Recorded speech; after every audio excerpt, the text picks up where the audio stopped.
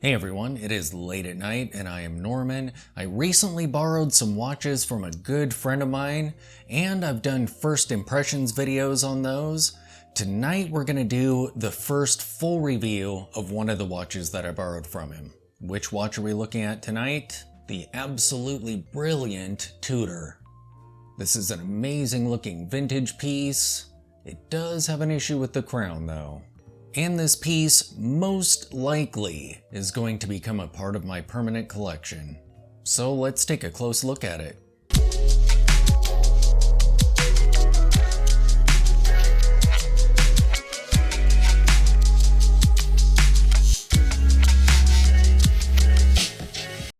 Here is the vintage Tudor. And this watch is absolutely gorgeous. In fact, it's been really difficult to give the other watches that I borrowed from my friend wrist time because this has been on my wrist pretty much ever since I borrowed it. And even though it has a different aesthetic, I feel like it is probably on par with what it would be like to wear a silver dialed pull router. You look down and it just looks amazing. I fell in love with it the first time that he showed it to me. I love the case shape, the dial, those indices, the silver tone of the dial. Pretty much everything about this watch. Its proportions, just everything. And it sounds like he is willing to part with it, so when I meet with him to return these watches, we're gonna discuss that.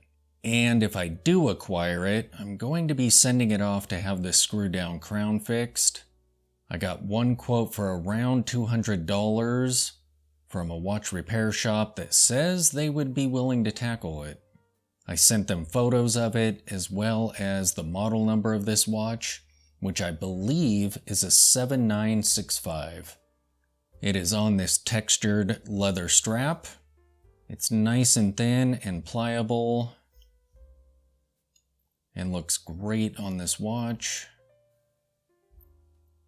We have just a standard chrome buckle there. It's actually a Dan Henry buckle. Nice. This does have odd lugs though, so I would have to be purchasing a strap for it because I think all of my 19mm straps are in use already. Looking at the lugs, they're nice and sleek, and they're drilled, which is great. And check this out, it has a Rolex caseback, which is kind of a fun, interesting aspect of this watch. Back in the day, people actually used watches as tools. It was less of a collector thing. Like now, we would never think of swapping a caseback for a different brand's caseback, even if it's a cousin brand. We strive to keep all of our watches intact as much as possible, but back in the day, whatever worked, worked. So that's kind of cool, kind of fun. This case is sleek and thin in appearance, and when you look at the specifications, it is a thin watch. Because the height takes into account that crystal. That is pretty cool. This is an automatic watch. Sad that that crown doesn't work. It's a screwed down crown, but it only screws in about a half a turn. In fact, not even that. And it kind of randomly pops back out. So that is going to need to be addressed. So this definitely has to stay away from any kind of moisture in the air or otherwise. It feels pretty good when you're winding it. And this is one of those movements where it doesn't so much tick when you're winding it as it makes sort of a hissing sound. Both my friend and I thought that this did some weird like reverse winding because this way it does the clicking you would normally hear in most cases when you're winding. But I woke this up from a sleep. It was on the shelf and had fallen asleep. And this was how it winds up for sure, because that brought it to life. but it feels pretty good when you're winding it. Let's see what it's like when you're setting the time. Pop that out. Very smooth. There isn't a ton of resistance, but it feels nice. You can see that it doesn't hack, so that seconds hand just keeps going around. Pop that back in.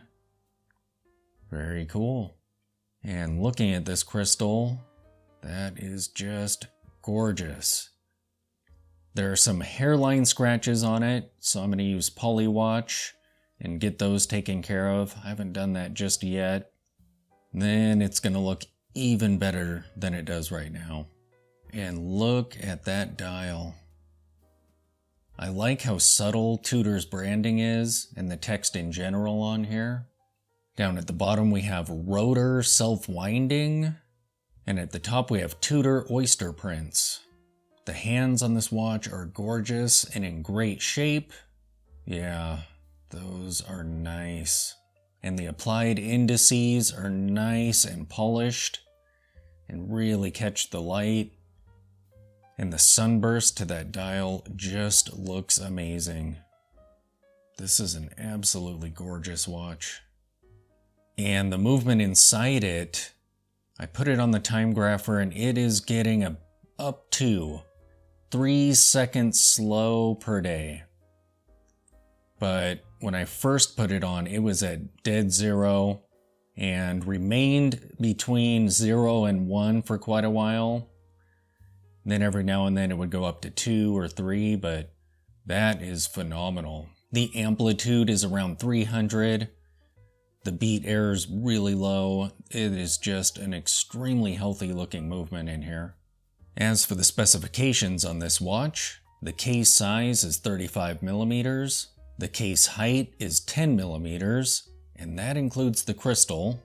The lug to lug is 41 millimeters. The lug width is 19 millimeters.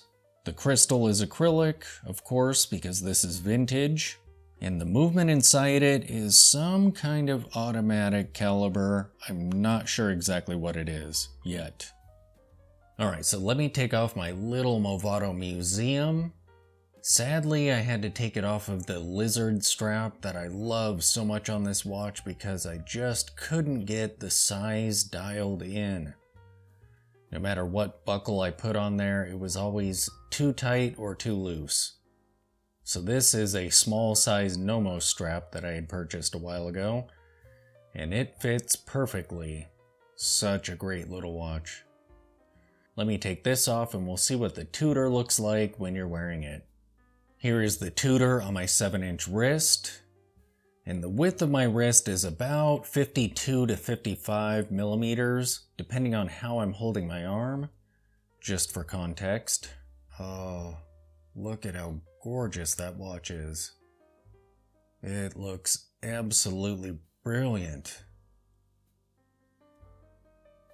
Yeah, this watch is amazing. Every time I look down, it just looks so good.